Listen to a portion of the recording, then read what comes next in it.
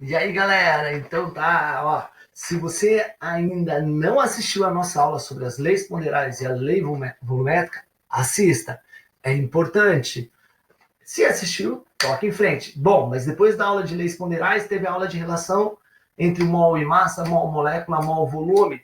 Assista também. E agora a gente vai começar a trabalhar efetivamente com cálculo estequiométrico e você vai aprender como se resolve uma questão de cálculo estequiométrico, e toda ela, na verdade, está baseada na lei de Proust, ok? Belezinha? Então vamos lá ver como é que funciona, como é que se resolve uma questão de cálculo estequiométrico. Primeira coisa, existe um método que eu sempre brinco, que eu sempre digo, olha, você tem que primeiro escrever a reação química proposta pelo problema, então tem que verificar se a reação está balanceada, tá? Depois você tem que verificar quais são as substâncias envolvidas, né? Porque, cara, às vezes a reação tem um monte de substância, você não vai usar todas, tu vai usar algumas, então verificar quais são as substâncias envolvidas e depois de verificar as substâncias envolvidas, verificar também as grandezas envolvidas. Ah, se você vai trabalhar com mol, com massa, com molécula, com volume. Depois disso, fazer a relação entre essas grandezas e o coeficiente, o número de mols, e por último, aplicar a lei de Proust, né, basicamente essa regra. Lembrando que, falou no mol, lembra que o mol corresponde à massa molar, sempre em gramas por mol, cada substância tem a sua massa. Quando se fala em quantidade, o mol é sempre 6,02 vezes 10 na 23, ou 6 vezes 10 na 23, pode usar arredondado, vai depender do exercício. Cuidado aqui, quando for gás, só pode aplicar isso aqui se for gás e se estiver na CNTP. Um mol de qualquer gás, desde que esteja na CNTP, é 22,4 litros. Professor, e se não estiver na CNTP? Aí nós vamos ainda aprender, vai ser uma outra videoaula, onde você vai aplicar a equação de Clapeyron para descobrir qual é o volume naquela condição de temperatura e pressão que foi dado. Mas falar que está na CNTP, você já sabe, é 22,4 litros para 1 mol. Belezinha? Bom, então vamos ver como é que funciona. Olha esta questão aqui. Olha só. O gás de cozinha é formado principalmente pelos gases butano e propano, propano e butano, que são dois hidrocarbonetos. A reação que ocorre no queimador de fogão lá em Minas, a gente fala trempe do fogão, é a combustão desses gases, claro, é a queima deles. A equação a seguir representa uma combustão do butano. Então, C10H4 mais 13,5 CO2, formando 4 CO2 mais 5H2O. Você tem que usar um pouco de esperteza, tá? Nunca ouvi falar propano-butano, estou ainda no segundo ano, no primeiro ano, não estudei ainda química orgânica, como é que eu faço? Então, na verdade, os seus espertezas. Cara, tu sabe que O2 é o gás oxigênio. H2O, espero que você saiba que é água. E o CO2 é o gás carbônico. Tchan, tchan, esse aqui, ou é o propano, ou é o butano, vai depender. Ah, no caso aqui é o butano, C4H10. Aliás, tem que ser o butano, porque tem 4 carbonos. Você vai aprender que but é 4, mas isso é outra história.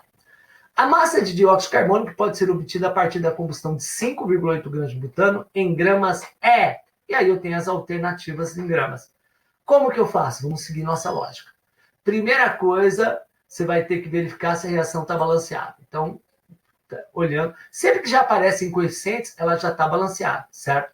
Depois, você vai ter que verificar quais são as substâncias envolvidas no problema. Note que essa primeira parte do problema aqui, ela só serve para introduzir, para dizer que a questão tem alguma relação com o teu dia a dia. Você está falando lá do gás de cozinha, do gás que está lá de botijão, que você usa no fogão da sua casa. Então, só para isso. Agora, cuida aqui vem a pergunta, aqui vem o comando da questão. Ó. A massa de dióxido de carbono que pode ser obtida a partir da combustão de 5 gramas de butano. Então, quem são as substâncias envolvidas? O dióxido de carbono, né? E a outra é o butano, são as duas substâncias envolvidas. Ah, mas aqui ele fala em propano, lá tem água, tem oxigênio, não interessa? Você só vai trabalhar com as duas, com o gás carbônico e com o butano. Depois, o próximo passo é você verificar quais são, tá lá, ó, o propano, o butano e o CO2, são os caras que você vai envolver. Agora, o próximo passo é você verificar quais são as grandezas envolvidas. Vai para o comando de novo. A pergunta é, a massa de gás carbônico? Então, está muito claro, ele quer a massa. Obtida a partir da combustão de 5,8 gramas. 5 gramas é massa. Então, você vai trabalhar com as duas informações com massa. Depois que você descobrir que vai trabalhar com massa, você vai ter que descobrir relacionar as grandezas com o número de mols. Lembrando que o número de mols são os coeficientes. Aqui eu tenho 1 mol de butano e eu tenho 4 mols de gás carbônico. Bem, para isso eu vou ter que calcular a massa molar do butano, vou ter que calcular a massa molar do gás carbônico, a massa molar vezes 1, porque é 1 mol, e a massa molar vezes 4, porque são 4 mols, certo? Então eu vou lá, a massa molar do butano é 58 gramas por mol, como eu tenho 1 mol só, vou ter 58 gramas, e a massa molar do CO2 é 44 gramas por mol. Cara, por mol são 4 mols, então isso vai ser 4 vezes 44, que dá 176 gramas. Feito isso, a última coisa é aplicar a lei de Proust. Então, esses seriam os comandos.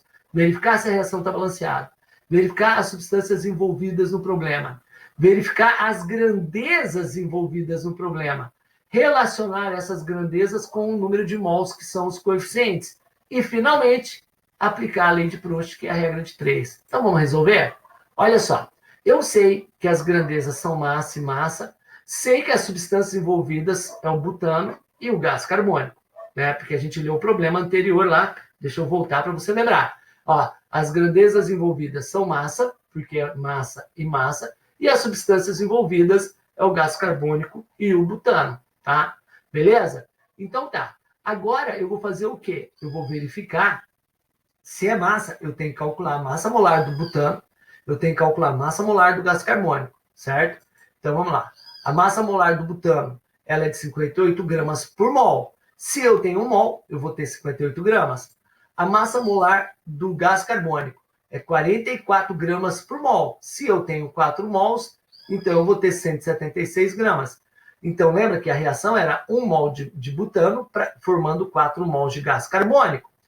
Então, 58 gramas vai formar 176 gramas. Agora vamos aplicar o problema.